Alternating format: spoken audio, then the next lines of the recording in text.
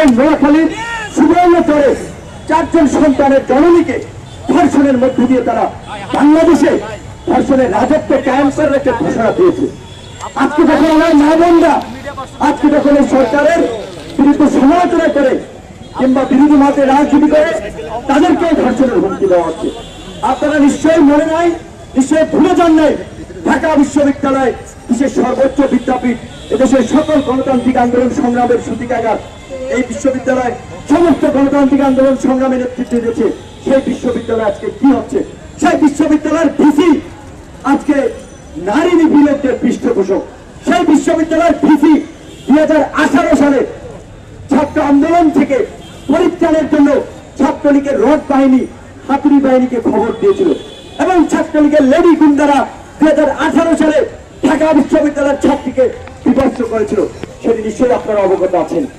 শুধু 2018 সাল নয়, এর পূর্বের ঘটনা এই ঢাকা বিশ্ববিদ্যালয়ের টিএসসিতে 2010 সালে ঢাকা বিশ্ববিদ্যালয়ের ছাত্রী, ঢাকা বিশ্ববিদ্যালয়ের একজন শিক্ষার্থী বাদামকে ফার্স্ট নাইটের অনুষ্ঠানকে কেন্দ্র করে ছাত্রলীগের নেতা কর্মীরা বিভৎস করেছিল। জাহাঙ্গীরনগর বিশ্ববিদ্যালয়ের সেঞ্চুরি মালিকদের কথা আপনারা জানেন। জসিমউদ্দিন মালিক, যে মালিকের বিরুদ্ধে বিশ্ববিদ্যালয়ের প্রশাসন শুরুতে কোনো ব্যবস্থা নেয়নি। তারা বলেছিল অভিযোগ নাই, প্রমাণ নাই। তারপরে একটা পর্যায়ে বিশ্ববিদ্যালয়ের ব্যবস্থা নিল। কিন্তু আমরা কি দেখতে পেলাম বন্ধুগণ? এই ধর্ষকদের পৃষ্ঠপোষক এই আওয়ামী লীগ সেই মালিকদেরকে নিরাপদে বিদেশ পাঠিয়ে দিল। একই ঘটনা আমরা দেখেছি বাংলাদেশে আরেকটি আলোচনা করল না, পুরান ঢাকার নিরীহদেরকে বিশ্বজিৎ হত্যাকাণ্ডের সময়। সেই বিশ্বজিৎ হত্যাকাণ্ডে যারা জড়িত তাদেরকে অনেককে খালাস দেওয়া হয়েছে, তাদেরকে অনেককে মুক্তি দেওয়া হয়েছে।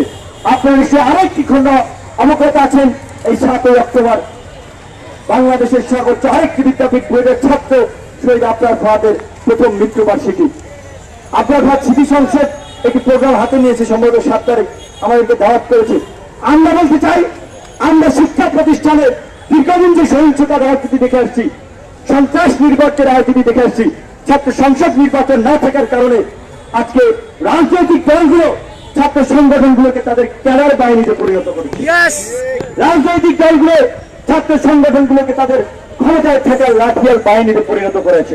বন্ধুগণ, এই কারণে আজকে মেধাভিত্তিক ছাত্র রাজনীতিকে প্রমোট করার জন্য বিশ্ববিদ্যালয়গুলো থেকে গণতান্ত্রিক মূল্যবোধ চর্চার জন্য, নারী নিপীড়নের বিরুদ্ধে প্রতিবাদ করে তোলার জন্য, স্বৈরতন্ত্রের বিরুদ্ধে প্রতিবাদ করে তোলার জন্য, গণমানুষের অধিকার আদায়ের জন্য আজকে একটা সুস্থ ধারার ছাত্র রাজনীতি আমাদের এই সংকটের মধ্যে, এই জাতির ক্রান্তি লগ্নে খুবই প্রয়োজন। তাই আমরা সমস্ত বিশ্ববিদ্যালয়, কলেজ শিক্ষা প্রতিষ্ঠানের শিক্ষার্থীদেরকে বলবো, আজকে যেমন আমরা দেখি ফরিদপুরের রুকসু ভবন ছাত্রদের ভবন হয়, ছাত্রলীগ স্বেচ্ছাসেবক লীগের গুন্ডাদের একটা, মাদক সেবনের একটা, শিক্ষা প্রতিষ্ঠানকে কলঙ্কিত করে রাখা এবং শিক্ষা প্রতিষ্ঠান আজকে ছাত্রলীগের মতো দুর্বৃত্তদের একটা, বুয়েটের ছাত্র আবরার ফাহাদের মতো ছাত্রলীগের গুন্ডাদের হাতে জীবন দিতে হয়, ঢাকা বিশ্ববিদ্যালয়ের ছাত্র আবু বকরকে জীবন দিতে হয়, জাহাঙ্গীরনগর বিশ্ববিদ্যালয়ের ছাত্র জুবায়েরকে জীবন দিতে হয়।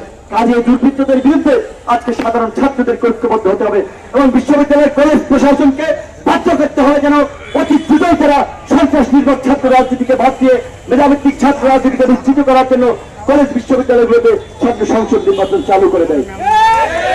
একই সাথে যদি আজকে রাষ্ট্রের মূল জায়গায় যদি গলদ থাকে তাহলে ওই আংশিক জায়গায় পরিবর্তন করে কাজ হবে না। আজকে দেশের যে গণতন্ত্রহীন অবস্থা রয়েছে, বিচার বিভাগের নামে সরকার যে একটা প্রশাসনের বিচার ব্যবস্থা কায়েম করেছে, এই বিচার ব্যবস্থার পরিবর্তন করতে হবে।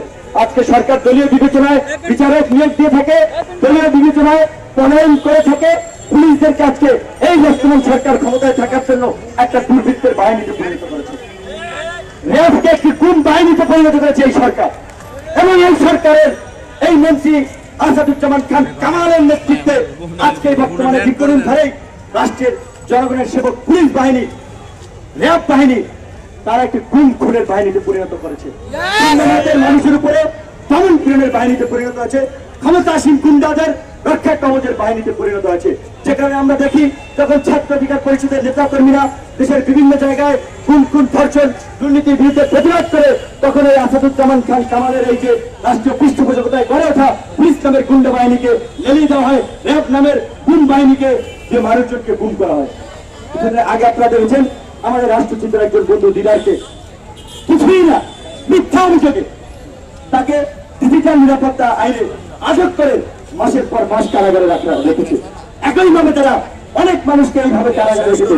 আমরা সরকারকে বলে দিতে চাই, আপনারা কারাগারে গিয়ে তাদের মুখ বন্ধ করতে পারেন নাই, বরঞ্চ তাদেরকে এই জাতির সংগ্রামের একটা মূর্ত প্রতীকে পরিণত করেছেন। যেমনি ভাবে আপনি 2018 সালের সংস্কার আন্দোলনে হাতুড়ি বাহিনী আপনার ছাত্রলীগ, হেলমেট বাহিনী আপনার ছাত্রলীগ, আপনাদের পুলিশ বাহিনী নামের গুন্ডা লীগ চালিয়ে যে আমাদের হামলা মামলা করে আমাদেরকে দমন করতে চেয়েছিলেন। কিন্তু আপনারা দেখেছেন আমরা চলে যাইনি, আমরা বারবার আমাদের তারুণ্যের জীবনের শক্তি নিয়ে আমরা অন্যায়ের বিরুদ্ধে, আপনাদের দুঃশাসনের বিরুদ্ধে, আপনাদের অবৈধ ক্ষমতার বিরুদ্ধে রাজপথে গর্জন দিয়ে যাচ্ছি এবং ইনশাআল্লাহ আমৃত্যু আমাদের এই সংগ্রাম চলবে।